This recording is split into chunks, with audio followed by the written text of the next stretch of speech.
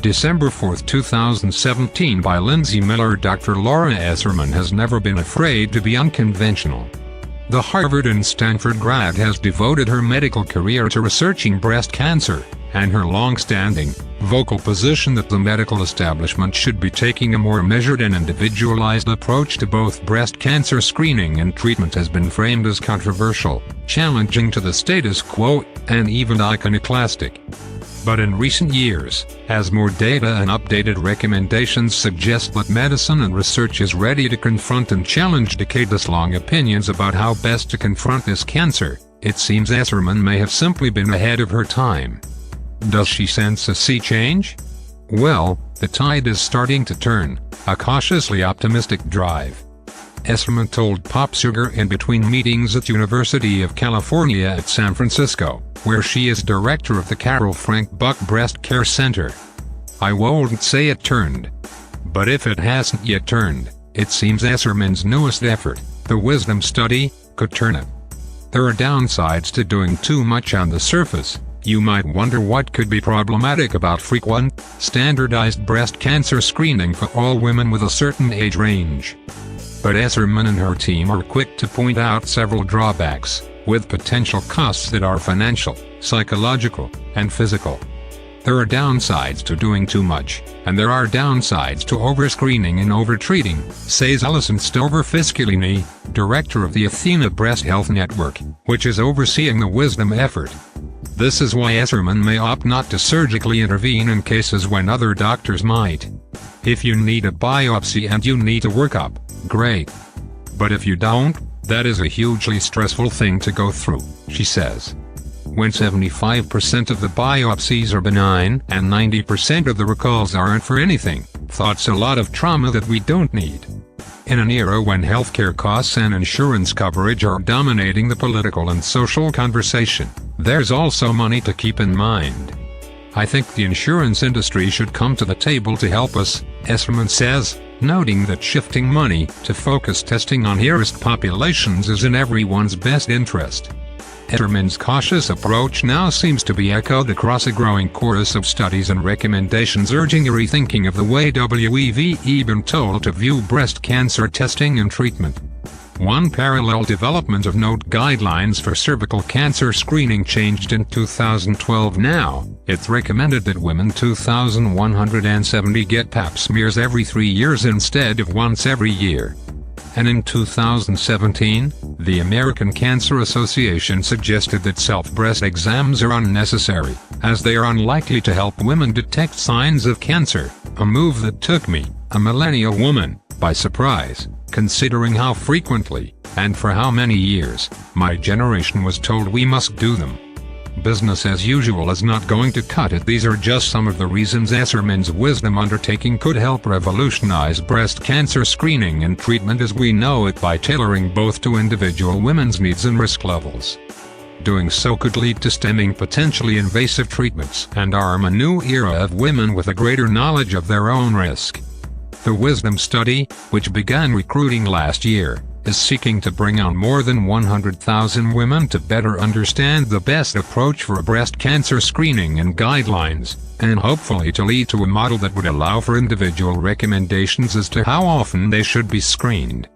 While there have been smaller studies that have tried to achieve similar goals, this is the first randomized, prospective study, versus a retrospective study, to look at breast cancer screening. Thoughts not to mention its scale. The study is seeking to recruit 100,000 women within the next year. The study is open to women ages 4,074 who live in California and haven't had a personal history with breast cancer. Part of Esserman's goal is to find better ways to treat women for whom breast cancer is a major threat. Notably, people at the highest risk for early death from breast cancer, Esserman says, do not have screen-detected cancers. Business as usual is not going to cut it, she says. We've been screening for 3 decades, and we haven't dropped these aggressive cancer rates sufficiently to say, oh, no problem. We're screening, so let's all go home and feel good. Now have to make it better. Ideally, the study could help produce a kind of personal blueprint that would help doctors determine the perfect screening regimen for individual women, based on a number of criteria, like her age, family history, and genetics. We will really move on when we identify the types of cancers that people get on this trial, and start figuring out, okay, if you're an ultra-low risk, you don't need to be screened as frequently. How great is that? If thought's really true, thought's a major breakthrough, Esserman says. That means less intervention for people who don't need it, but then more for people who do need it. Esserman's colleague, Stover Fuscolini, similarly says that identifying women who could benefit from increased intervention is just as much a goal of the study as alleviating unnecessary intervention for women for whom it's not required. Chemoprevention medication can help reduce the risk of breast cancer for women who are at high risk, but currently, there is a low uptake of these medications. The study could help better identify these women and give them the information they need to help convince them to take the medication. It took away this heaviness, and this fear. Wisdom uses a validated risk model in conjunction with genetic information. Women can either opt to be randomly placed in or make the choice between the annual study arm or personalized study arm. Women in the personalized arm of Wisdom share more information and receive more in return. Among that study group, the team tests for 9 breast cancer genes that are well known, alongside smaller DNA changes, called SNPs. Those SNPs, or single nucleotide polymorphisms, for you science buffs, help identify more particular genetic risks. Some of these markers are unique to women of different racial and ethnic backgrounds, Stover Fuscolini says, and the valuable information that SNPs can provide about risk factors is currently not being used in clinical practice, making this study all the more potentially revelatory. Bethany Hornthal, 60, lives and works in San Francisco, California. She got to know Drive Esserman when she began helping her identify funding for the study in her role as a business development and marketing consultant. Now, she's a participant in the Wisdom study herself. Both of my grandmothers had breast cancer. One died of breast cancer, she tells Pop Sugar. I had my first mammogram at 14 because I had dense, fibrous breasts. Hornthal said her participation in the study was incredibly simple. Participants in both studies fill out an intake questionnaire and either undergo a mammogram, or just provide the results of their most recent mammogram. Women in the personalized study also submit a saliva sample, which identifies SNPs. Hornthal, who opted into the personalized study, says she was floored by what she learned. I have lived 46 years just assuming I am at the highest risk for breast cancer. I had this dark cloud hanging over me, just waiting for it to hit. Instead, she discovered her risk is very, very minimal, and credits Wisdom with giving her the opportunity to not just learn this information, but to share it with her daughter.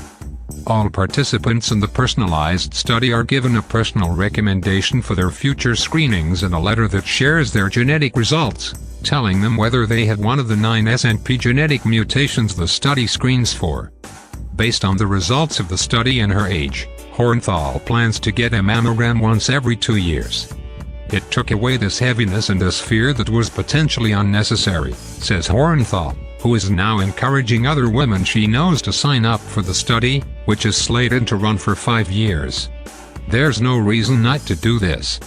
If you're interested in supporting UCSF's breast cancer program and research, you can donate to Give Breast Cancer the Boot via this link. The event, founded by UCSF volunteers, patients, and breast cancer survivors in 2008, has raised more than $2.5 million to date. You can also learn more about Drive Esserman's work, and find out if you're eligible for the Wisdom study, here. Image source photo courtesy you.